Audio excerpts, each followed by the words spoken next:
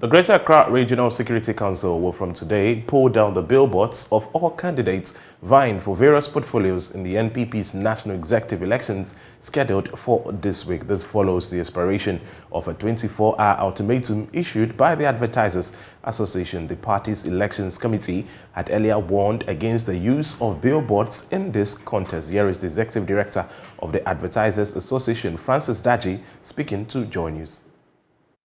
There's a process for mounting these billboards, and more often than not, from past experiences, these political activists never go through those processes. And so they begin to mount anywhere, anyhow, later the cities. And that has been of concern for us, an association, for a long time now, ever since we went to the Fourth Republic dispensation.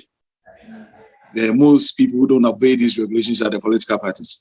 So for us, it's a welcoming news that at least the party from its headquarters have seen the menace and the havoc and the littering that these billboards cause across the city. Some of them are even in position, and some of them are not mounted by our members, but mounted by friends of these candidates who are not professionals and do not even know the implications.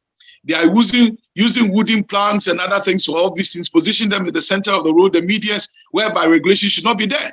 So it's a mixture of all this. And because you can't even identify some of these things and who does them under the cover of darkness and things like that, it is important and better that we take all of them off so that the littering also of the city and the regions will be minimized. For all intents and purposes, it will be difficult to track who has and who has not got the permit.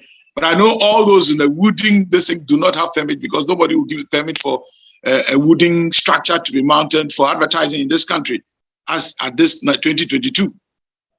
But of course, so for others not to think that because of lack of education, not to think that they are being targeted unduly by the assemblies or anything of that sort, it is better everybody goes off and find other means of reaching the candidates who they know are there. Just do your targeted advertising and don't visually pollute the whole country with your political activities. Would you provide some form of compensation for them, for those who have strictly followed the process, have mounted this according to the law and per the standards of the association and have received monies and may be running at a loss as a result of this directive? What happens to them? Well, yes, they have opportunity of engaging with us on the side, and then we'll see how we can help them out on these matters.